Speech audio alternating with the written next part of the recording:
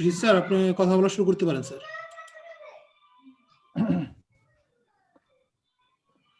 Good evening, ladies and gentlemen. Welcome you all to this 28th session of ECG Basic and Beyond. Today we'll be with some case studies on ECG. We have got 3 speakers today. We'll start with Professor Dr. Toufiqur Rahman, then Professor Chowdhury Hafizul Hassan, and then Dr. Anisullah Wal. Our first speaker is Professor Dr. Toufiqur Rahman. Professor Toufiq is working as Professor of Cardiology in Colonel Malek Medical College, Manikganj. May I request Professor Atahar Ali sir to say a few words about the session and about Professor Toufiq. Abdul, তুমি আমারে ওই ল্যাপটপটা একটু connection করে দেবা? Professor Atahar Ali sir. Good evening and welcome everybody, and good evening to our dear participants and panelists. Particularly I have seen Dr. Kanis Fatima, Navin Sheikh, Dr. Professor Khalikud Zaman, Dr. Muqaddas Hussain Sadi, and many others, and also Dr. Mohsin Ahmed is also with us. And first of all, some introduction about Professor Toufiqur Rahman Farooq.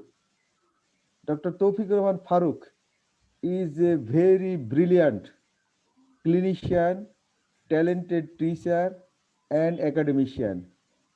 He is known for his talent. He has completed his post-graduation at the early age. He has become the professor, now working as the professor of cardiology in Manikganj Medical College. He is not only a clinician and a teacher and interventional cardiologist. Toufiqur Rahman is also known as a good writer, and particularly he has got good number of the books on in the field of the cardiology, particularly the ECG and some clinical aspects. So Professor Toufiqur Rahman Farooq is a very, very, particularly Dr. Chowdhury Hafizul Hassan. I think you are in the screen. Dr. Toufiqur Rahman Farooq, Professor Toufiqur Rahman Farooq is a talented teacher and academician just like you. He is very popular. And I can see Professor Abdul Wadud Chowdhury.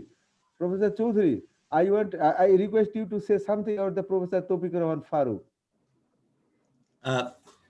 Good evening, everybody, and assalamu alaikum. Actually, I have been lucky enough to be his teacher from the very beginning. In his 3rd year, perhaps his medicine study was started under our tutelage, myself and Professor Saifuddin Akram. And we are lucky enough to be his teacher again during his MD cardiology course. Toufiqur Rahman Farooq is very successful as a physician and also a prolific writer. And I hope today we'll get some glimpse of his expertise and knowledge regarding the clinical cardiology, of which we are very much interested. I was asking him so that he should present ECG, which are usually important for our general practice, not catheter-based practice. Let's hope he will enlighten us with some of the interesting ECGs. Thank you, everybody. Thank you, sir. Thank you, Professor Abdul Wadud Chowdhury, sir, to have with us. We have got also Professor AQM Reza, sir, with us, and Professor MG Azam with us. Professor Mohsin Hussain is with us, and Dr. Nahruma, Dr. Muqaddes Hussain Sadi, and Dr. Naveen Sheikh, all are with us. Now, may I request Professor Toufiqur Rahman to go for his presentation. Thank you, Firoze bhai. Thank you, Atahar Ali sir and Abdul Chowdhury sir for nice talks, nice introduction. And thank you, sir, for inviting me to say something about the ECG, which I'll going to present. Though the ECGs are very easy, I think.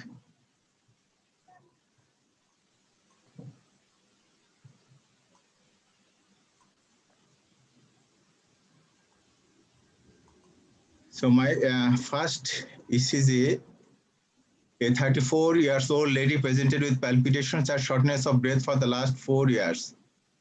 She's a diagnosed case of primary pulmonary hypertension, and her Doppler echocardiography shows PSP 103 millimeter mercury. And she had the following ECG. And what is the diagnosis and the findings of this ECG?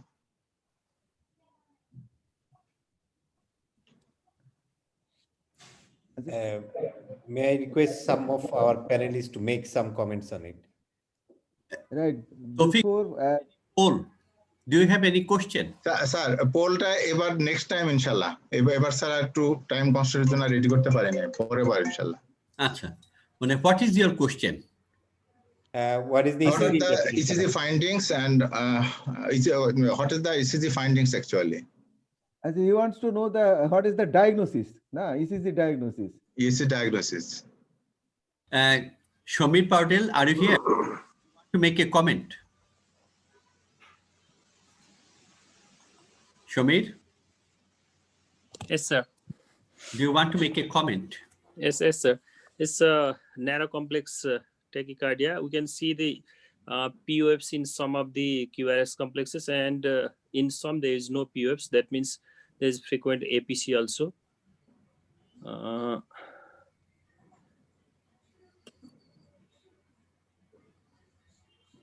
Can we show the EKG? Okay, good.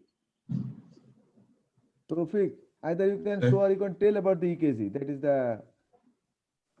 Yes, actually, this is a normal ECG, normal complex followed by actually a narrow complex without any P wave actually. And there is a large R wave in the V1. My question, let's say the first beat almost half visible. Which one is normal complex, which one is not? What do you say? Yes, normal complex, one is normal followed by abnormal, and one and followed by abnormal. That is a bigeminy type of ECG. Atrial bigeminy. Can you use your Most likely atrial or supraventricular bigeminy. Toufiq, Yes. you can use your laser or cursor to show the complexes. That will help the audience. Normal you are expecting, and which one is This is the normal with PF, and this is the without any PF. This is the complex, and this is followed by any again complex with PF and without PF. point is that gap should be between the abnormal complex and the next normal complex. Is it not a little bit the other way around? That's the interesting point of this ECG. Because after the PSC, you should have a greater RR different distance. That is the you want the pause, Yeah. Athar bhai? Abdul Jamil. Actually, Sir, can it be the atrial tachycardia? Sorry, atrial flutter, as because if you see the AVF, yes, lead I'm AVF, thinking of that, sir. the lead, that is the there are some, I can see the clear, these are the flutter waves, I think. That is the more visible in case of the lead AVF. And please look at the lead V1. There are some the P like waves in alternate. There is a P not P, not P like this. So AVF suggests it is atrial flutter. Do you agree, Toufiq? So atrial flutter, yes, sir, maybe. There is the atrial flutter with variable block, narrow complex tachycardia, and the flutter waves are seen in case of the lead AVF. Atahar bhai, the variable block is not there because Variable Yes. noise, every alternate bit is variable block to the P waves. Right. it's not that it's simple ECG. It's a very interesting ECG. Yeah. Every alternate has got a P wave. Every alternate. Oh, that P wave is a problematic P wave because if it is PSC, then the abnormal complex should have the next complex should be delayed. Instead, here the RR interval is greater when there is an apparent P wave before that complex. So that could not be. And another interesting thing is the P2 itself. QRS complex that is preceded by P wave is wider than the QRS complexes without P wave. Yes, yes. But in case of the lead V1 topic, you see, that is Yes, sir. after the QRS complex, there the every QRS complex is followed by the flutter waves. There is the lead V1, you see, the bottom line, there is every QRS, there is every QRS complex is followed by the flutter waves. So there is the regular flutter waves clearly seen in AVF as well as in the V1. V1 as well as in V2. V2 তে ভালো দেখা যায় আতার ভাই। Yeah, right, V2 is also more conspicuous. So এটা দেখানো, the most important thing is this ECG. Apparently, it's that's the one point. What are the other findings, Toufiq? So other findings are that there is a large R wave in the V1, V2, large R wave. With That right, may suggest there is maybe right ventricular enlargement or right ventricular hypertrophy also. with right axis deviation. So With right axis deviation, yeah. So any other comments? That is let us discuss the ECG, Wadud. what treatment are you going to give to this patient? Primary pulmonary hypertension, tachycardia, she is in distress. Which anti-arrhythmic drug you are going to choose?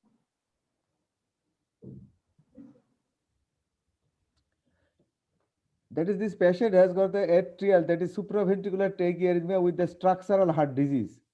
We have to select the drug on this basis. That is, the patient has got the supraventricular tachycardia as well as the structural heart disease, because the patient has got the primary pulmonary hypertension, severe pulmonary hypertension, so structural heart disease. So what are the choice of the drugs? I would prefer Anti-arrhythmic drug. limiting one. Sorry? I would prefer a rate limiting calcium channel blocker.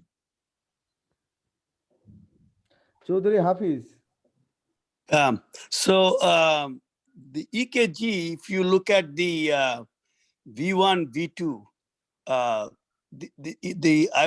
I don't have the measuring thing, but looks like that there is sinus and then there is a PAC complexes. Why I'm saying sinus, because although there is no pause, and we'll have to give an explanation, but if it is atrial flutter, because it is very consistent that a long RR, then short RR, long RR, short RR.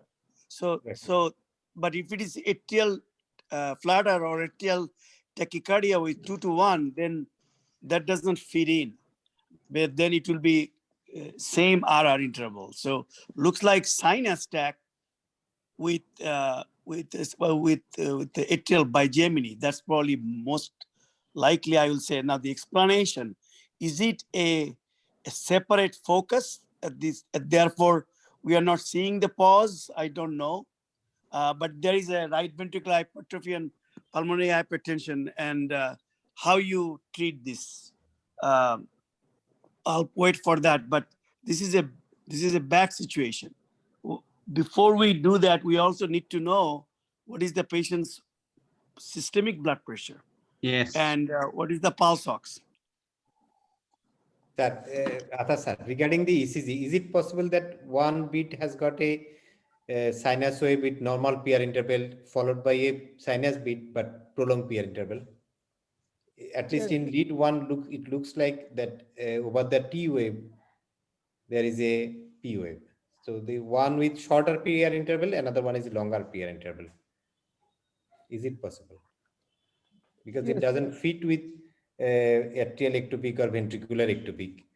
And I'm not sure whether it is atrial flutter, because there is a definite rhythm. No, these are all actually. So these are all the points we have to consider, and these are the differential diagnosis. And the message to our participants should be clear. As for example, this is the narrow complex irregular tachycardia. The irregular in the format that is not totally irregularly irregular. That is the long, short like this. And this is the narrow complex tachycardia. So atrial flutter, sinus tach with atrial biseminy, and atrial tachycardia, all are the differential diagnosis. And this is the message to our participants. That is all these are the diagnosis. And what are the possibilities? What should be the first possibilities?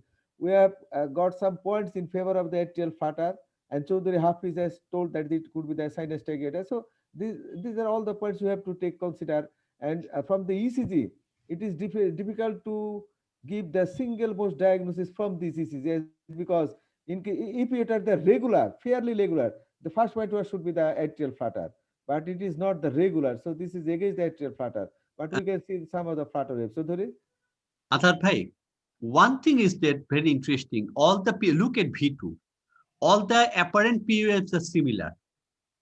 So if we see P wave should not look like the normal sinus P wave, but all the waves, apparent P waves are similar looking, but PR interval is variable. Actually, if you look at the PR interval, then in the PR interval for the, if the sinus beat is same, the PR is not, PR is, when there is a P, the PR interval actually is fixed. But the normal ectopic P wave is also similar looking to sinus P wave. That's the problem. Chowdhury Hafiz. Yeah. One thing, I think it okay, is so one other thing you can do is what is the EKG after we slowing this heart rate? What happens? Do you have any ECG when she? No, sir. No, sir. Oh, that. But again, I want to Chowdhury Hafiz. Actually, if you look at the lead V1,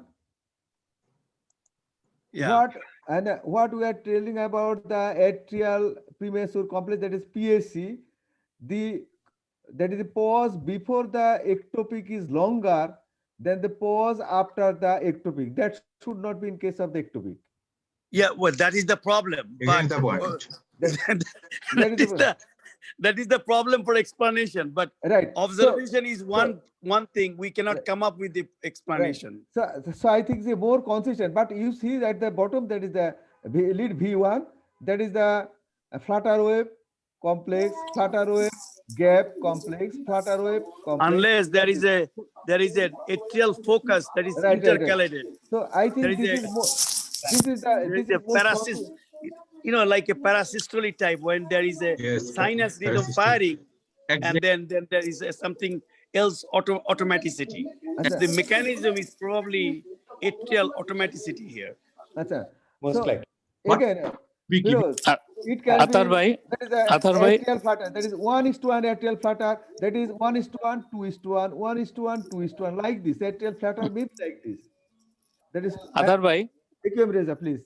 Atahar bhai, sorry, আমি আরেকটু মানে add করতে চাচ্ছি এখানে যে if you look at lead 2 and lead V2, these two lead, there is short PR interval, and also there is a delta wave like structure.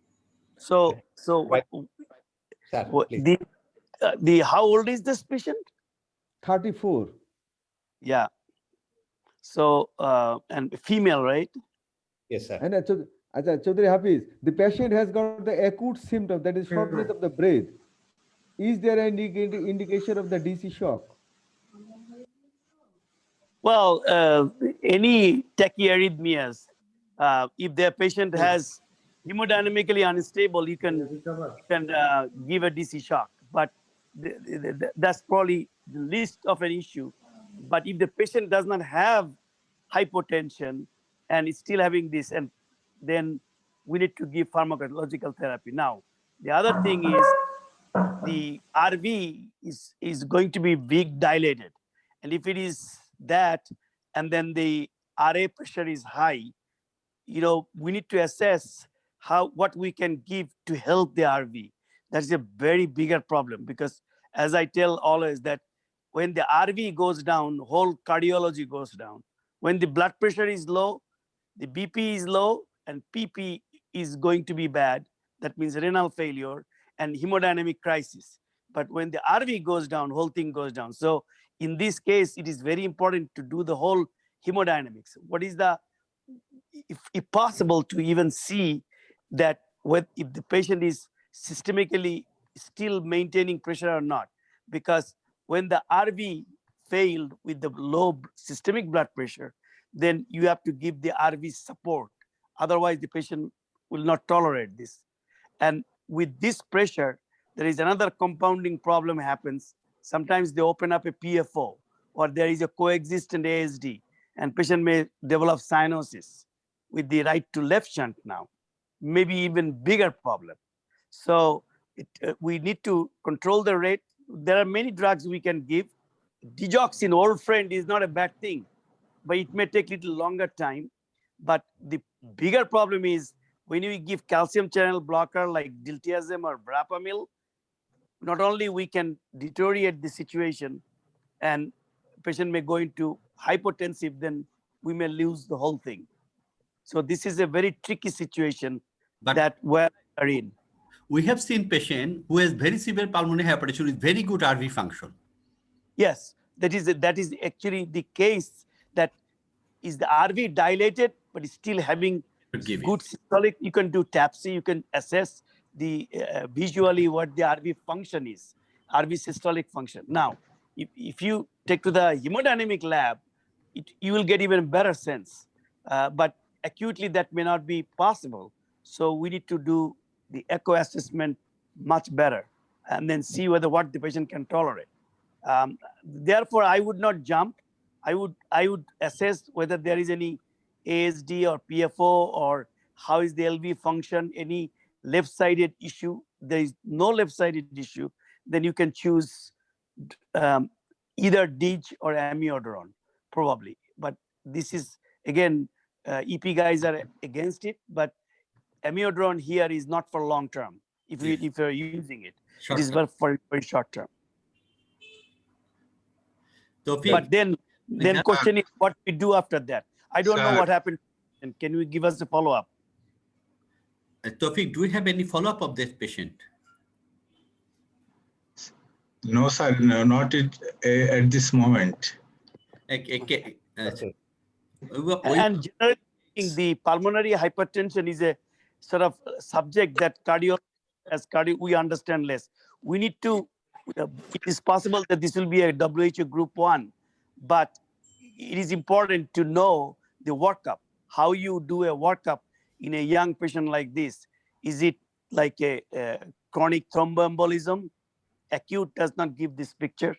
Then is there any interstitial lung disease, parenchymal lung disease, or there is any other, the other things is any connective tissue disease, scleroderma, HIV. All these are important to delineate. Usually the portopulmonary hypertension, usually they don't give this high pulmonary hypertension, but it's kind of interesting. And overall, if this is a chronic thromboembolism, which is not unusual to see this kind of thing, the ideal test is VQ, and then sometimes they respond very well with endarterectomy.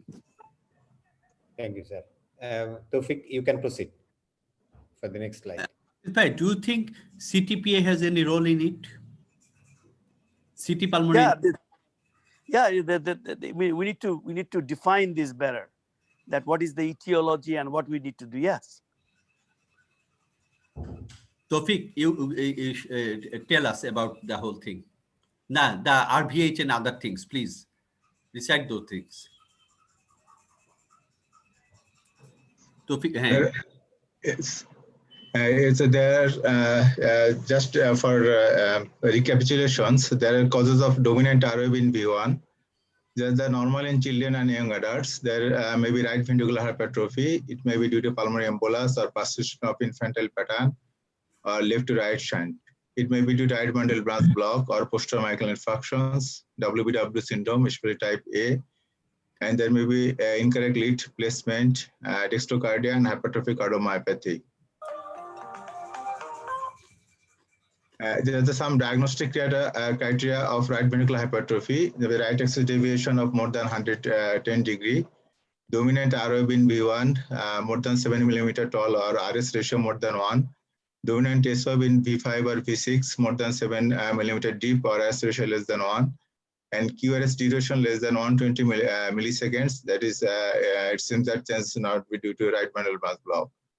And there may be some supporting criteria like right atrial enlargement, maybe P pulmonary may be present. There may right ventricular stent pattern may be seen, and there may be deep SOB in the lateral leads also. And a right bundle branch block may be present either in the complete or incomplete form. Second ECG. A 34-year-old gentleman presented with severe upper abdominal pain with vomiting for 4 days. He was diagnosed as a case of acute pancreatitis. Can I interrupt you for a second? So what happened to this patient? Any follow-up? No follow-up? No, actually, I don't have any follow-up now. Okay. It was a in-hospital or outpatient? Actually, this is collected from an outdoor patient. I see. ECG and data from outdoor patient.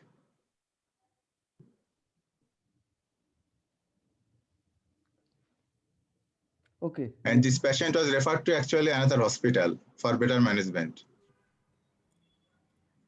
I asked the faculty, whenever you get such a beautiful ECG, interesting ECG, keep track of the patient and enlighten us again. That will be very interesting for us. Toufiq, you can proceed. Toufiq, proceed. Okay, he was diagnosed as a case of acute pancreatitis. His serum calcium level was 2 millimole per liter, and he had the following ECG. So what is the findings and diagnosis of this ECG? Very simple one.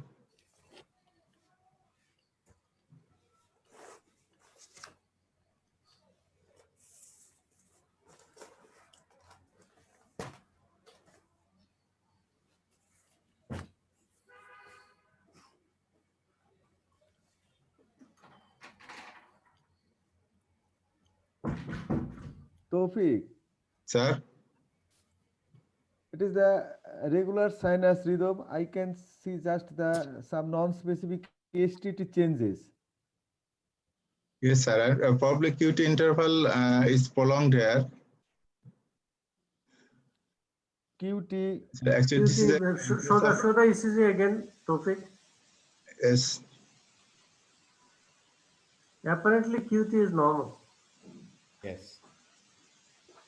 It's less than half of the RR interval. So it's not prolonged. Toufiq, did this patient have any tachy or bradyarrhythmias? Any arrhythmias, this patient? And no, sir. The point is for the audience. Only thing is that the T waves are relatively flattened. Toufiq, the question. Usual normal T wave. Sir? The question I'll be asking is what is the albumin level? We have to have the corrected calcium level. Yeah. And then we should look at the ECG to find out if there is any QT prolongation. Whenever you have low calcium, there is a chance of QT prolongation that induces some sort of major ventricular arrhythmia, particularly torsa. That's the point of Yes, sir. When there is severe hypocalcemia, actually. Is there Professor Zaman? Zaman, can you hear me? Khaled Mosid bhai ase. Yes. Do you want to comment? Acha, Khalid bhai. Yes, Atahar You are master on QT interval. Just comment. Kaji Tariqul Islam. No, I don't find any significant abnormality in the QT interval in this patient. QT interval is normal. To be honest, there is no obvious change. If you measure it, the rule of thumb, it defies the rule of thumb of prolonged QT interval. But yes, if you measure, but it is not very obvious, I think. Very subtle, maybe. I want to add something that in the lower panel, the lead 2 rhythm strip, there are some U waves that confuses with the prolongation of QT interval. There are some U waves that might be calculated by the computer as a prolonged QT interval. Often it does. So to me, it's a normal ECG. Only thing is that the T waves relatively flatter than the normal usual QRS complex. Otherwise, it's normal ECG. Yes, sir. It is around 320 to 350 milliseconds. And what Professor Wadud has said that regarding the albumin level, it is very important in this case because in patients with acute and chronic pancreatitis, they are likely to have some malabsorption syndrome, and that might have led to hypoalbuminemia, or maybe there is some renal dysfunction as well. So it has a very important implication actually. Whether the albumin level has got relation with the calcium level also.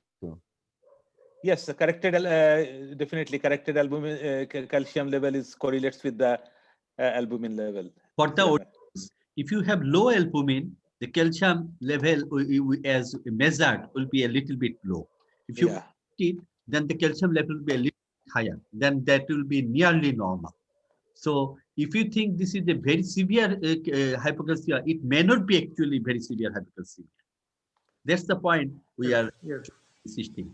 And the most thing, any pancreatitis patient should have his or her calcium measured along with albumin, and then the ECG should be taken care of.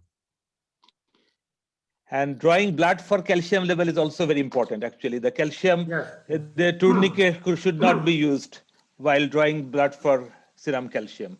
Thank you. So in the exam, when they give a hypocalcemia, the typical is that long QT and the T is little further than usual. So, and there is a T inversion association. So in the exam purposes, it has to be obvious and agreed by clinicians.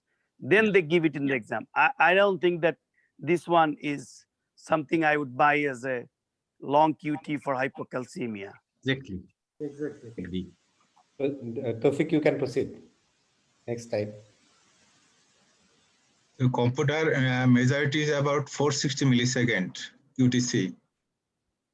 Okay, that's just one other thing is that is the corrected one or the computer Corrected is one, very sir. bad. Corrected one. Yeah, computer is very QTC, bad. Corrected one. Yeah, computer is very bad about morphology, but computer is good with the intervals. And the other thing is that if it is 460 or less, probably, if we miss it, we are okay. But if it is 500 or more, we should not miss. Yes. So what are the ECG changes in hypocalcemia? There may be QTC prolongation, primarily by prolonging the ST segment. The T wave is typically left unchanged, and dysarrhythmia are uncommon, although atrial fibrillation has been reported. Torsa, the power may occur, but is much less than the with hypokalemia or hypomagnesemia.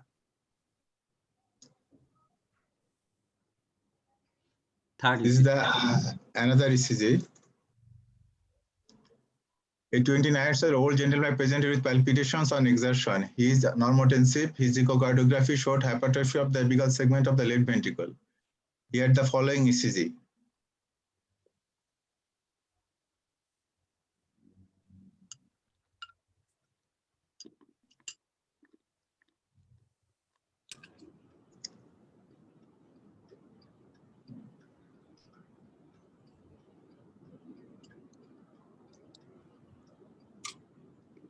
ECG showing Lars, sorry.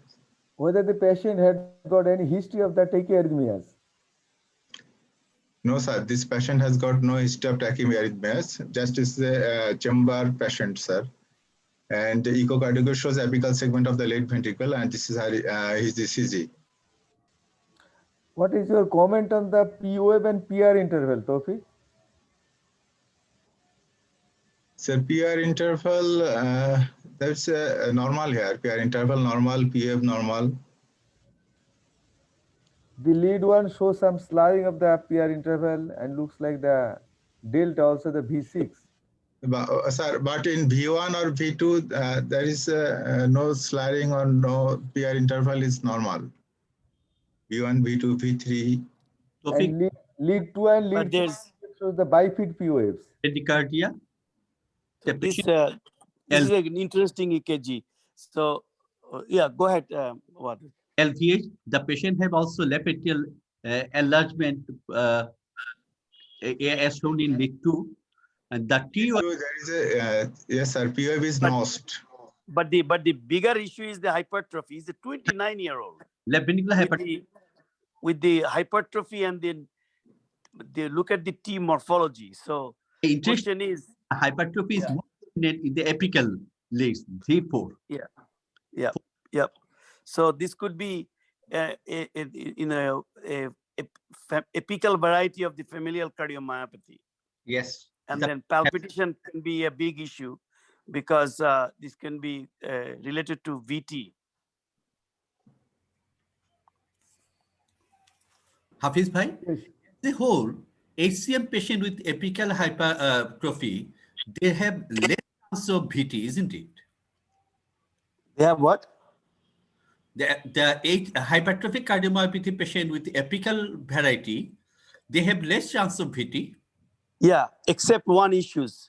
And I have a couple, actually one is a nurse.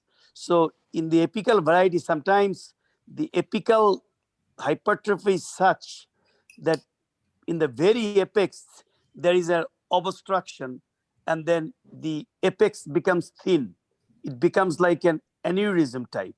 And that can be a source for VT, that's why you need to be careful. And in those cases, we actually give ICD for protection. And you also do the usual thing from the Elliott's paper from London, the famous, non-sustained VT, the thickness, then the family history of syncope and all that criteria, and along with the gene mutation.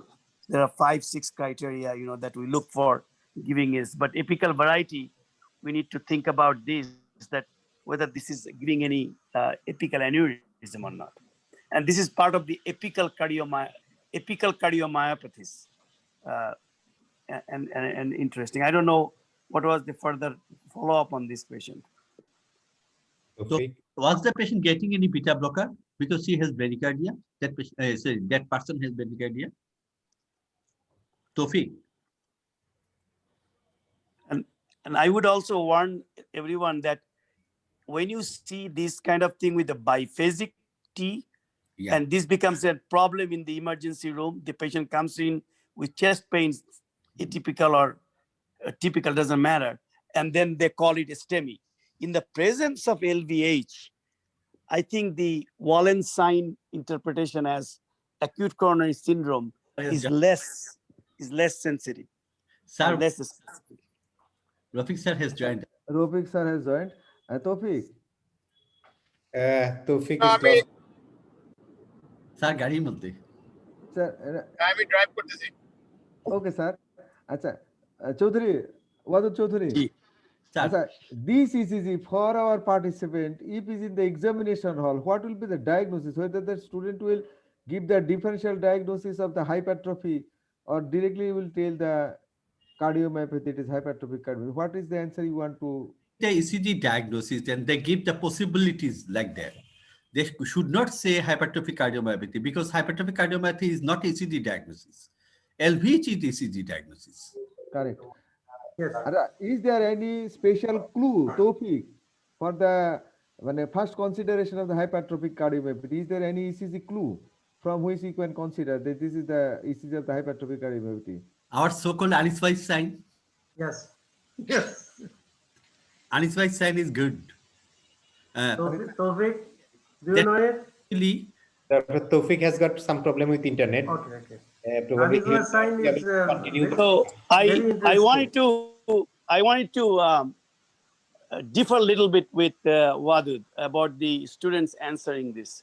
So, you know, the hypertrophy is there, and the ECG can be so characteristic that you probably need to give a differential, but put the apical variety cardiomyopathy first. Now, what else can be possible in this patient? This patient can have, you know, hypertensive hypertrophic cardiomyopathy.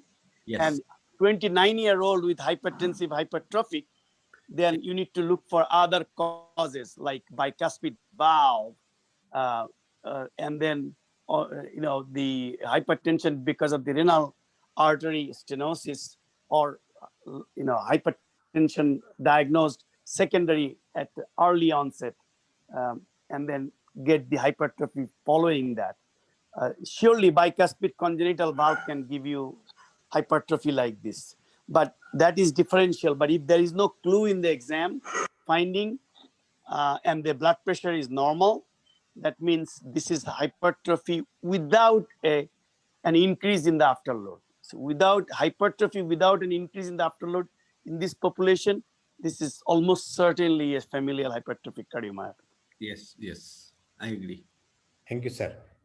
We lost Dr. Toufiq because of net problem. I think we should go with the presentation of Chowdhury Hassan sir. Hassan sir, have you got anything to show us today? I need to go to my, I'm doing this with my phone. Let me go to my, can Anis, Okay. Dr. Professor Awal can go first, and let me log in from my computer. Okay. Anis, Dr. Anis, you have got some presentation to show? Anis? Anis Awal. Sir, can you hear me? Yes, sir. Yes, sir. Yes, sir. So I think one of the thing that pertains to more to us teachers than the learners is what is our expectation from the ECG. We should not. There are a few things that can be diagnosed definitely, more or less definitively from the ECG. If somebody has SVT or VT or acute MI. So as Hafiz mentioned, we should teach our young doctors to come to differential diagnosis, and also for us to accept that we should not demand a diagnosis in a clinical diagnosis from ECG. Thank you, sir. This is the message to our participant, really. Thank you, sir. Anis, Dr. Anis. Firoze bhai, Yes. I should have the option to share. I don't have the option to share here. Yeah, Ripu, ask Ripu to make him panelist. And can come back again. That will take it. Acha, whether he's panel. So I'm glad actually Rafique bhai is there, because I have an EKG that I have no intention to make any comment. I need Atahar bhai and Rafique bhai, bona fide EP docs. So I'm glad that Atahar bhai is there and Rafique bhai is joined. I don't know anything about EP, but I'll show you the EKG because a question came in. You can go with Hafiz sir, and then you can. So let me see whether I can share. Hafiz sir, you go with your presentation. Okay, and so Anis will come back. Can you see my? Yes, sir, it's coming. Yes, sir. We can Let's see you.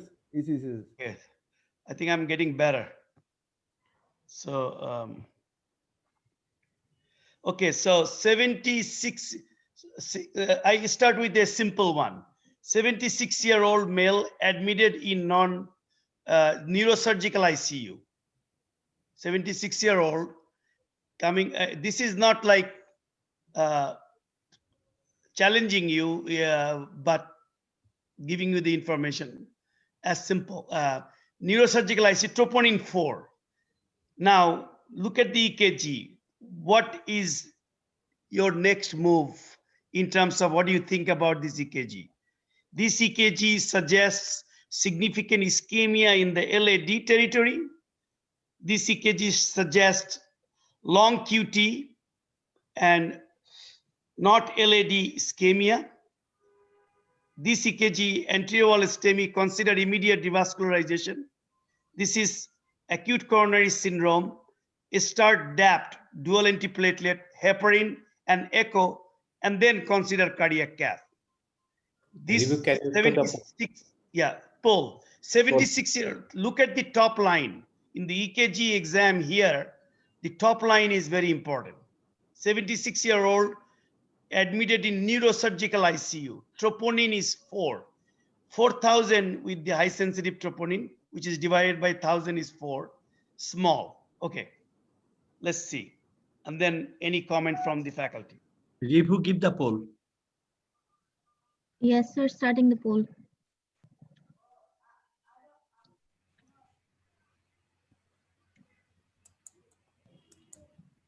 So should we go for 30 seconds?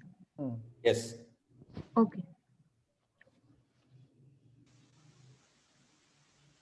As Hafiz was saying, elderly male admitted in neurosurgical unit, troponin slightly raised. These are the clues that we should be paying attention to. And Wadud, I was furious in the morning because I know they are answering the question because the patient was started on heparin and DAPT. That's so, but it should not be. That's the point. Yeah. So 4 of you actually answered. I would encourage you because no one is checking your answer. Even if you're wrong, answer it. So in cardiology, we decide. And we need to learn how to decide whether right or wrong. One day you will getting more correct answers, but this is important. Look at the long, this is, I think one of our faculty mentioned very nicely that earlier, that if you see the long QT is more than half, then it is long QT, and often with these giant T waves, you see long QT. And in the neurosurgical unit, this is almost certainly suggestive of a the intracranial event. In this case, it was not just stroke, it was actually an intracranial bleed. And people got worried about the troponin. You will be doing harm if you are not aware. So it is very important. And this EKG should not be interpreted as like a STEMI. And the ischemia is not. Can I ask a question? Yeah. Why not? I'm just being David's advocate. I know what this ECG is about. I have a theory about it, but there is ST elevation from V1 through V5. And why shouldn't I consider acute MI, anterolateral, almost anterolateral? Why not? Yeah. So I would, first of all, before I give an answer, there is a excellent review on this issue about 2 weeks ago, came out in JACC about the stroke and intracranial event and the EKG changes, because they summarized why it should not be, because when there is in the presence of a neuro event, the EKG can be mimicking as ST elevation. It can mimic as deep T inversions. So in that cases, before we call it STEMI, EKG wise, Rafique bhai is right. The observation, there is one is observation, the other one is interpretation, and the third level is the management. So observation is there. Yes, there is ST elevation in the precordial STs, but in the setting of the clinical, this should not be interpreted as the STEMI. This EKG. I have. Yeah. Hafiz. Yeah. there is a problem with this ECG, a major problem. Look at the transition. Yeah. The transition is between V5 and V6. Okay. In V5, there is no R wave, and V6, there is a beautiful R wave. What I think they did, it's a neurosurgical unit, they did not put the leads right. Yeah, possible. Because it doesn't make sense. It doesn't make sense. The EKG does not make sense at all. So V1 through V5, I think these were put very close to each other for whatever reason. Right. And that probably is confusing the whole issue. But the question is, the V6 is believable, but there is some ST elevation in the V6. And if you look at lead AVL, there is some ST elevations. And this is the same thing. And this Jack paper tells us very nicely. We now learn that some pathways can give you myocardial injury without any significant stenosis. And one of the pathway is the adrenaline pathway, hyperadrenaline surge, like Takasubu we learned. And in the COVID time, we also have learned that it could be inflammatory pathway, cytokine surge. There are other pathways that people are claiming, which is not well established yet, which is the serotonin pathway, high serotonin surge. And in the clinical context, these are very important to recognize, because in the COVID time, we have learned that in the hyperinflammatory surge and Takasubu picture, we can be fooled and patient may get unnecessary and harmful lytics or cath. These are the patients where you can be very helpful with an echocardiogram with the apical ballooning picture, and you may avoid further harmful drugs. And Hafiz Bhai, Yeah. I want to add that any patient becoming unconscious or having a focal neurological deficit sign should not have any lytics or antithrombotics put in without a CT scan of brain. I totally agree with you, and this is very important that if it is acute MI, no, I tell the fellows that acute MI does not give altered mentation unless there is a cardiac arrest, or there is a significant hypoxia, hemodynamic embarrassment. That gives you the hypoperfusion in the brain to give you this. MI alone, it does not give you altered mentation. There is one other cause, which is that it may be a late presentation MI, and there is LV thrombus, and there is a stroke from that. But that usually delayed in the elderly. We see that there is a two problem, MI and the problem with the stroke. Otherwise, you need to be very careful. Now, this one is relatively easy. 37-year-old African-American male following motor vehicle accident and severe chest pain, blood pressure 90/60. Now, this EKG is, and trust me, I will take two answers right from this one because we had trouble among ourselves. But this was last week. A flutter, anterior STEMI, no lytics, will proceed with primary PCI. Sinus tachycardia, anterior STEMI, lytics. Sinus tachycardia, echo analgesia, immediate TE and cardioversion.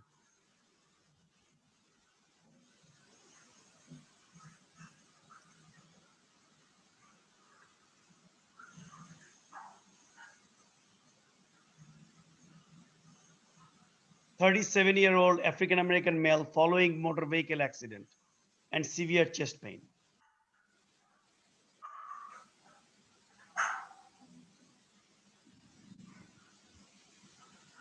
I'm expecting 80% right on this one. What is your thought, Atahar Bhai or Wadud? I think it is 80%. Whenever there is a problem with the ST segment, always look at the AVR. Okay, so not bad, 54. We need more answers. Okay, so any comment from the faculty? I was saying, whenever you have a problem with the ST segment, always have a very clear look at the AVR. Yes. That will give you some clues. Yeah. There is ST elevation in multiple leads. Yeah. not follow a single arterial dominion. Yeah. And given the situation, motor vehicle accident, there is likely that there is chest trauma, and that can lead to cardiac contusion, pericardial injury, pericarditis, and everything. Yeah. So I usually tell the ER resident that God is not that unkind to give you a STEMI in 3 major arterial territory at the same time. So, and what about the rhythm, Rafique bhai? Do you buy it is as a sinus stack, or you call it atrial flutter, or whatever you want to call it? Well, I mean, I'm driving, so I can't really clearly. Atahar bhai? But if you look at Hafiz bhai, it looks like flutter. Yes. So that's why I said I will take both answers, sinus stack, and so this was after the slowing down. No, Hafiz bhai. Okay, now just stay there. Yeah, Rafique bhai. This one, if you look in AVR, you may make a point of 2p wave before each QRS. Right, sir. Yes, sir. And then you have to then put a caliper to see if there is one in the middle. Yes. So that's a It possibility. exactly matches, Rafique bhai. It exactly matches, and the rate of the atrial rate is above 300. So if it is EP, yeah, Rafique bhai. Yeah, one of the things is that people may argue in AVR that maybe that's the end of the T wave, but that looks like the 1p wave before that. So that is the way. I mean, you cannot 100% guarantee it that it's not the end of the T wave, but if you put a caliper and you can multiple it, then it's most likely what Hafiz is telling diagnosis is. Yeah. And then the simple way, non-EP way, if the atrial rate is above 300, then we are in the flutter zone, right? So, Hafiz bhai. Yeah. So, for our participants, for our students and examination purpose, in this situation where the 2 PFs are clearly seen in case of the lead 2 as well as AVR, whether we should consider the sinus stack as answer. I told you that I would take sinus stack and atrial flutter both as an answer. Yeah. But the reason I put C, because after all these arguments that I had, our EP guy said this is sinus stack, looking at this EKG. I don't know he can say that, but that was the final diagnosis. This is sinus stack with acute pericarditis. But this was when the other point he made is that if you look at the, and I don't know, everybody will buy that the P wave in the lead 2 did not become like a sawtooth, and it did not, it still followed the, the TP segment, and there was no biphasic type in the P wave. I don't know how sensitive or specific that argument is, but this was the sinus tachycardia. Clearly no question about this one. But when his rate went up further, was he maintaining sinus stack or atrial flutter? I don't know. But he briefly stayed there and then came to sinus stack. But we'll have to agree that this is pericarditis, and 37-year-old, with the motor vehicle accident, we should be very careful about further assessment and not bog down with the STEMI activation, because this was another STEMI activation. Okay, so this was the EKG that I want the EP advised for Rafique bhai. 42-year-old bus driver with palpitation. So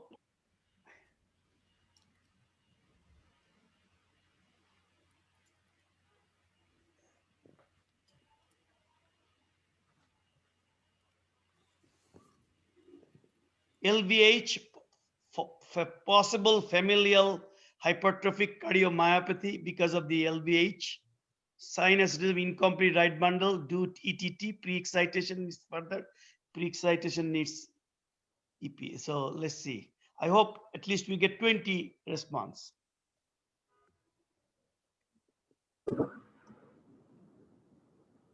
I like to request participant to answer is because It's okay to answer. Nobody is following scorecard.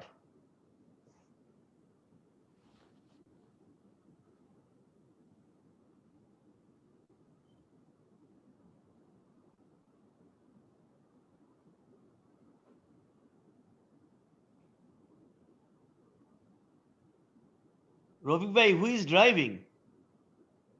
I'm driving, C living dangerous life, right? and D 18. Very true. Okay, so I think not bad. 55 plus 27, which is about 90%, right? 80% right. 7%. Yeah, so I think we got this, that this is pre-excitation, which is very good. Question is, what do you do with this patient? Before that, I am in favor of ablation, as the person is dealing with the lot of people's life. no. Hafiz bhai. I said for our participants and actually, what is the criteria of diagnosis of LVS in presence of the pre-excitation? It should not. Null and void. Yes. You should not. So that is exactly correct. So we don't look at that at all. And then this EKG, we should not interpret that as right bundle and do ETT. And as you know that when we do ETT, we do for two purposes. One is the interpretation of the ST segment for ischemia and to look for any arrhythmias. But here there is the short PR and pre-excitation delta wave present. And the controversy is that what you do with this since he's a bus driver. So, Rafique bhai? Well, two things. One, for the audience, pre-excitation, short PR, delta wave, but another characteristic finding this patient has in lead 2-3 AVF, that the delta wave is QRS is coming out of the P wave. It does not go to the baseline.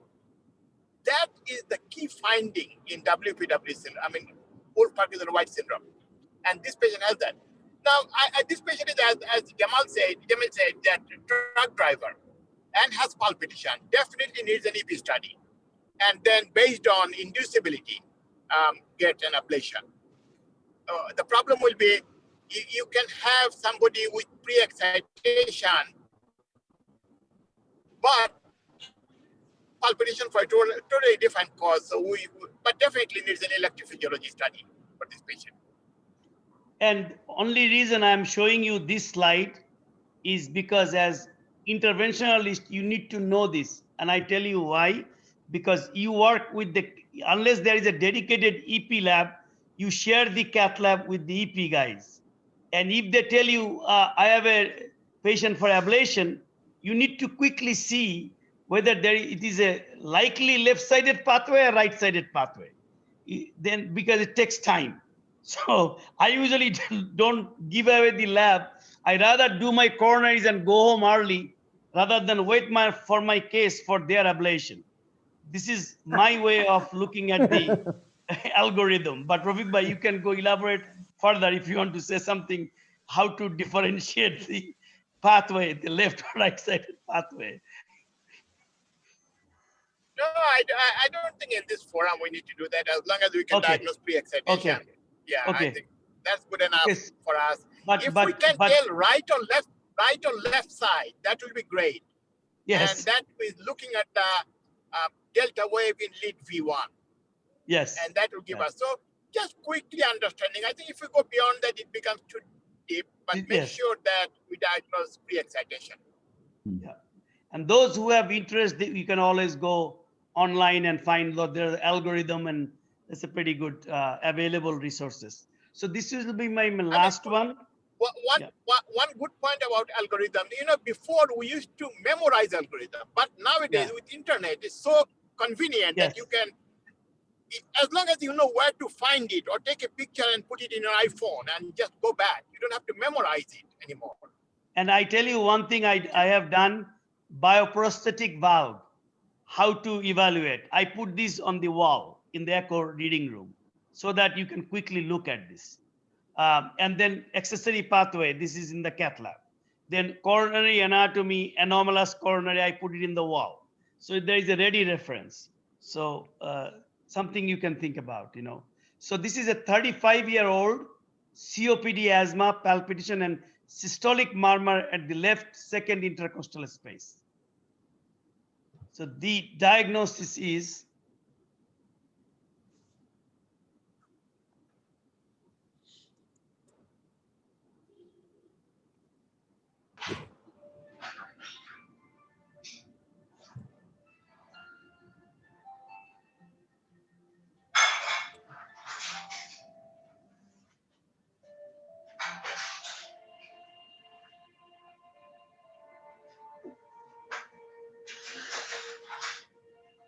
left second intercostal space systolic murmur. One of the things that they do in cardiology board here, that they give a very good physical exam to correlate with the EKG, and they actually teach a lot when they set up the exam.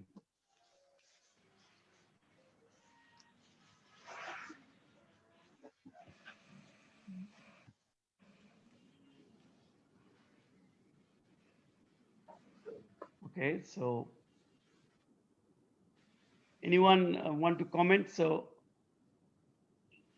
I'm just curious why so many people choose pulmonary hypertension. The patient have RBVP. RVH, evidence for RVH is not there. But the thing is... But I'm just curious. I want to understand the psychology behind it. Pulmonary hypertension is a rare, it's not rare, but it's a difficult disease to diagnose by any means. And if I am choosing as the first choice, I would not choose pulmonary hypertension unless Hafiz put it in red, right? yes. So the diagnosis is not pulmonary hypertension, and that was a mistake that I put the color. When I did the color, the A became colored as well. But this is the problem I see. The residents and the fellows, they actually like pulmonary hypertension first. Let me put it backward a little bit. So this pulmonary hypertension can give you systolic murmur in the left parasternal, left intercostal. How about ASD? So this EKG, look at the trick of the exam. The C and D is out because C and D cannot explain the murmur. The examiner is asking for murmur. So either ASD or pulmonary hypertension. Now, the challenge here is if it is pulmonary hypertension enough that you call it right ventricular hypertrophy. If you cannot call right ventricular hypertrophy, then why you are going for pulmonary hypertension? It does not meet, this is a challenge in the presence of right bundle, because the V1, V2, V3, this is clearly right bundle. In the presence of right bundle, can you read right ventricular hypertrophy? Answer is yes. And the voltage should be higher. And then you should have evidence of right ventricular hypertrophy reflected by right axis deviation, which is absent here. So then the question is, what is the best fit? Can ASD fit in? Sure. Right bundle, left axis, ASD, particularly ostium primum, but we don't need to know too much. And then ASD can give you systolic murmur. So that is the best fit.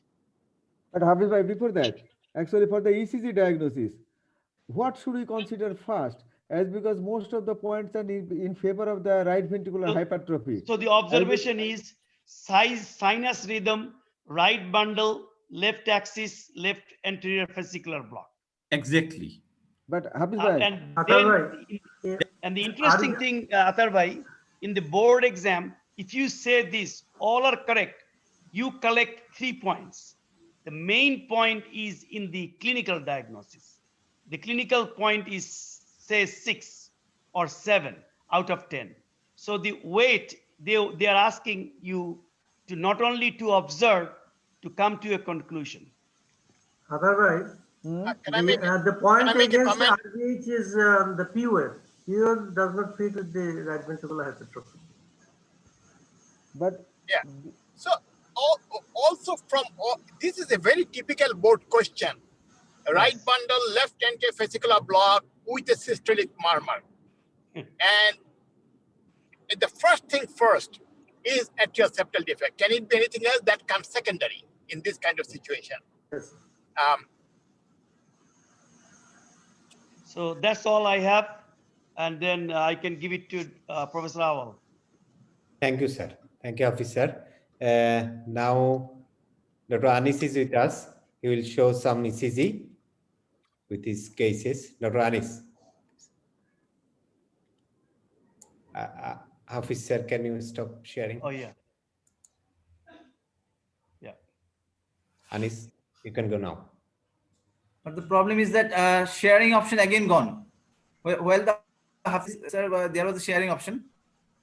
You can leave the নিচে share screen option টা থাকার কথা sir. But right now it's not there. আচ্ছা ওরে panelist করছো না? হ্যাঁ হ্যাঁ স্যার উনি তো প্যানেলিস্টই আছেন। প্যানেলিস্ট না হলে তো এখানে দেখাই যেত না।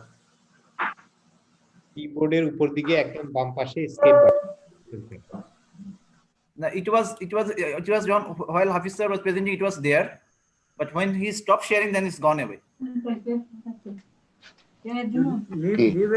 Leave and join again. Okay.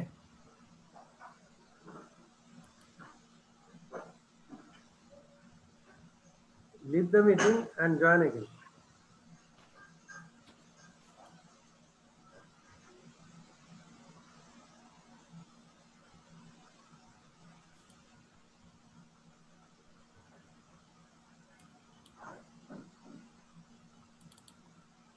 Is it now visible?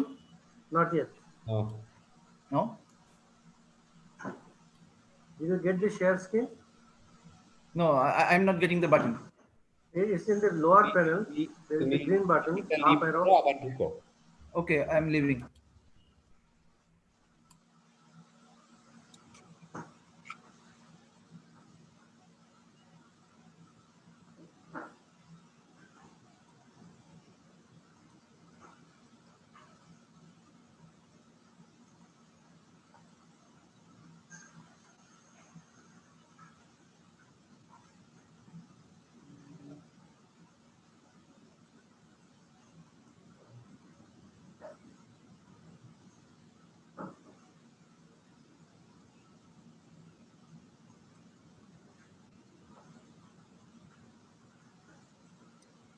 By this time, Hafiz bhai.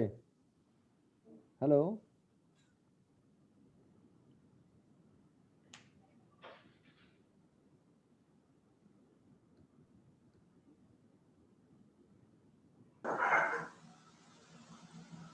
Opportunity is not there.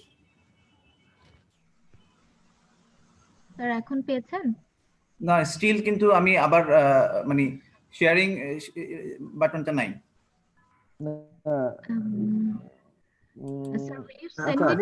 Anis নিচের প্যানেলে আনিস জায়গায় সবগুলা ইয়ে আছে। আনিস question answer, chat, share, raise hand, record ওখানে নাই।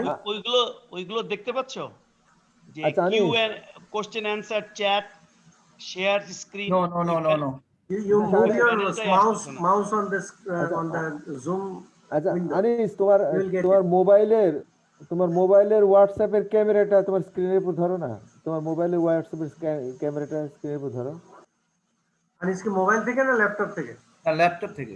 ল্যাপটপে তোমার মাউসটা এই স্ক্রিনের উপর একটু ঘোরাও, এই জুমের স্ক্রিনের উপর, তাহলে নিচে লোয়ার প্যানেলে এগুলো আসবে।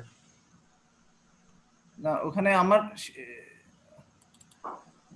আচ্ছা আনিস তুমি কুইকলি এটা কি রিভিউর কাছে পাঠাতে পারো? রিভিউর কাছে আছে ইসিজিটা? স্যার এটা কি ওইটা? আমার কাছে একটা আছে যেটা হচ্ছে কোয়েশ্চেনটা হচ্ছে 57 ইয়ার্স ওল্ড লেডি নন ডায়াবেটিক, এইটাই কি ওইটা? না, ওর হচ্ছে একটা ইয়াং ছেলে।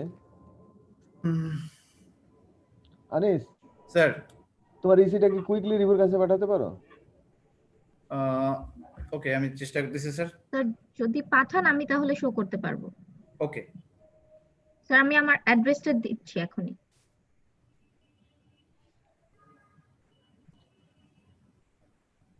আচ্ছা আচ্ছা, আমি একটা $1,000 EKG দিই, যদি দিতে পারি আর কি। $1,000 মিন্স ডায়াগনোসিস হয় নাই। $1,000 মিন্স রোগী মারা যায় নাই, সেভড হয়েছে। আমি যে ওইদিন দিলাম ওইটা দিব না। রেডি আছে তোমার? না, ওই যে আপনারা যেটা পাঠাইছি। ও হ্যাঁ, না ওইটা না, এই আমারটা দেখতে পাচ্ছেন নাকি স্ক্রিন? ইয়েস দেখতে পাচ্ছি। এটার কোনো অপশন নাই, just discussion purpose. Female with lupus and shortness of breath. Yeah.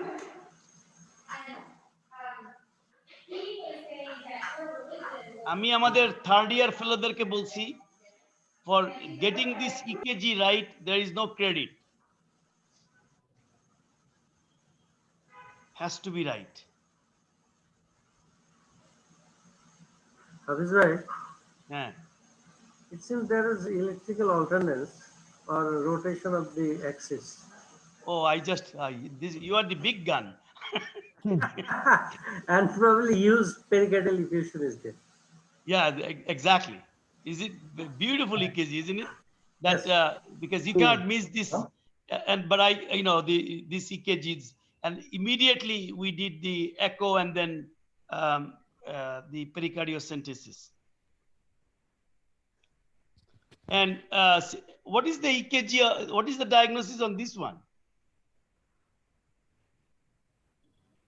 This one, because I will tell you that this EKG sometimes can fool you, right?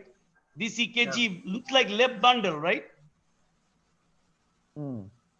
But actually, this is an EKG with 50 millimeter speed. Yeah. So there's another thing we need to think about this. That is, this is the EKG to challenge the fellows. Sometimes the EKG take when there is a tachycardia, because this patient was going almost like 150, 160. They did a EKG with 50 speed, and they created left bundle. Screen share করতে পারতেছেন আপনি? Okay. Look at the marker. The marker is very. Sorry, I closed it because they want the screen. Yeah, Wadud, you making a good point. I always make a point of looking at the marker. Speed is not seen there. The marker shows you the voltage. Speed is written below.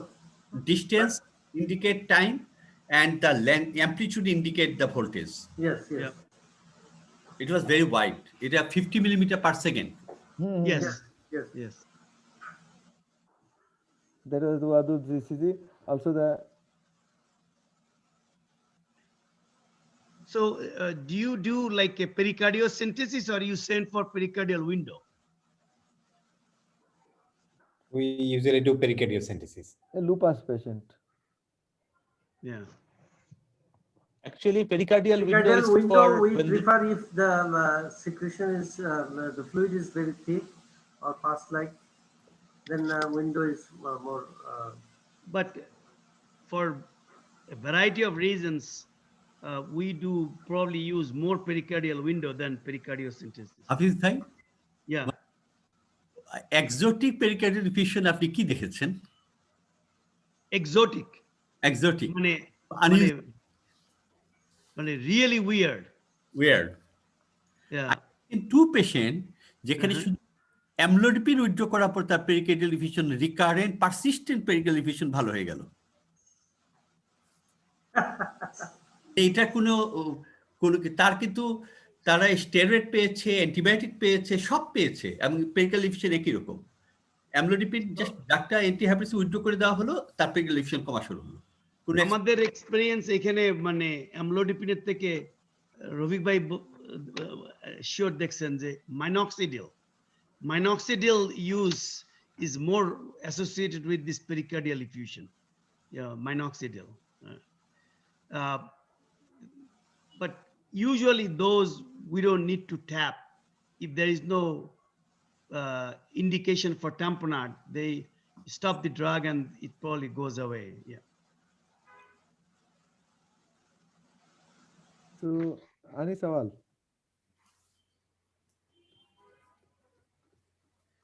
But importantly, the EKG is, you know why? Because we don't see pericardial tamponade for tap that often. So there is the fellows, they fight with each other that who got the patient because they get the first chance. And lately, I'm telling you, it has happened to me that you have gone to RV and then struggle. I don't know how you do it. We usually do the bedside, but in the cath lab, if we are doing a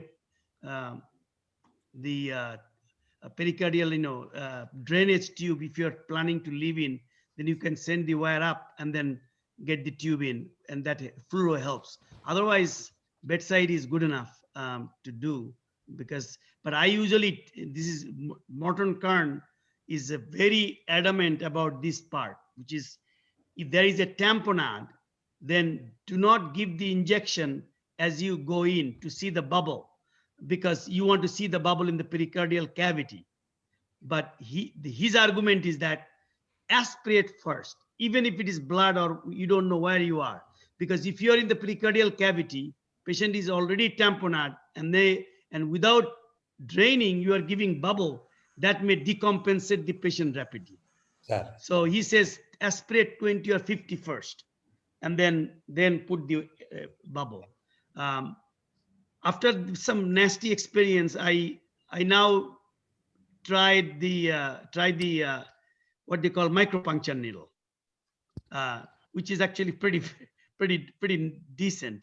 That you do the micropuncture needle and then see give a little bubble, see the position is good, and then go with the micropuncture dilator, and then use the wire and get everything under control. So micropuncture sometimes, because if you do harm, you just take it out. Thank you, sir. I think Dr. Anis has got some technical problem, so we can conclude to this session. It's already 1.5 hours. Wadud, sir, your comment, please. Actually, today we have some apparently simple ECG, but throwing us into a conundrum what to say about these particular ECGs. This is very nice.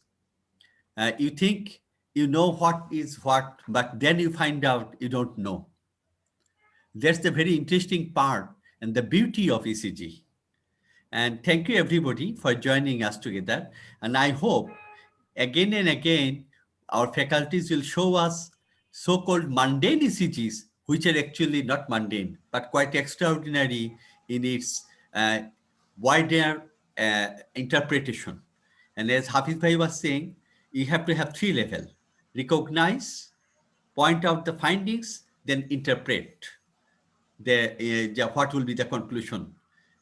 That's the 3 things we should be practicing always. Thank you, everybody. Good night. Thank you, everybody. Good night, everyone. See you in next Saturday. Thank you, Bexim. Next Saturday, Rafique sir are here. হবে তাই না? হ্যাঁ, মানে next Saturday. But for his presentation, and he missed the rest of the presentation because of technical problem. And thank you, Hafiz sir, for your presentation. And I hope Anisullah will be ready for the next time. Yeah. Anis? Firoze, Yes. the declaration that is the next Saturday. Our speakers are Rafique sir and the Chowdhury Hafiz. Next Saturday. So for the attendees, don't miss that session. Don't miss next Saturday session. It will be a mega session. It will be a very good session for us. try to join at time. Thank you, everybody. Thank you. Good night. Good night. Assalamu alaikum. Miss করলাম আগে Thank you, Rivu. Anis. Sir. So, but actually, তুমি কি এখন ready হইছো? না sir আমি তো এটা স্ক্রিন শেয়ার অপশনটাই আসলো না, আমি তো বুঝলাম না স্যার কেন। আচ্ছা, নো প্রবলেম, তুমি এটা রেডি রাখো, আমরা নেক্সট ডে অফ টাইমে একটু প্র্যাকটিস করে ফেলো, আর নাইলে তুমি যেটা করবা তোমার প্রেজেন্টেশনটা রিপোর্ট করে পাঠিয়ে দেবে অথবা আমাকে। হ্যাঁ স্যার, আমি মেল আইডিটা দিয়েছি, আমাকে পাঠিয়ে রাখলেই হবে, আমি রেডি। আচ্ছা, অসুবিধা নেই, নেক্সট ডে এটা ইয়া করলে হবে। ঠিক আছে তো রিভিউ তুমি যে চিঠি দিয়ে দিও স্যারদের। স্যার দিয়েছি, আরেকবার আমি দিয়ে দিব, সমস্যা নেই। ঠিক আছে, হ্যাঁ। আতার ভাই, আচ্ছা, ফাইনালি আমার মনে হয় কারা কারা আছে, আমাদের জামিলকে আমরা কনগ্রাচুলেট করি। জামিল হচ্ছে সঙ্গীত শিল্পী, এখন সরকার স্বীকৃত সঙ্গীত শিল্পী জামিল। কথা ছিল আজকে এটা। আচ্ছা আতার ভাই মনোতোষ আছে না? হ্যাঁ, মনোতোষ পরশুদিন চলে গেছে। আচ্ছা, আমরা ইয়াকে দেখতে পেলাম, খালিকুজ্জামান। আমার জানালেন না তো। আরে তোমার জানালাম না, তুমি আপনি বলে পুরো শিডিউল পাঠিয়ে দিবেন আমাকে, আর তো যাক, অসুবিধা নেই, তুমি আসতে পারছো না, চলে গেছে, আবার আসবে হচ্ছে মার্চ মাসে। আচ্ছা, খালিকুজ্জামান, তোমাকে সামনাসামনি কনগ্রাচুলেট করি।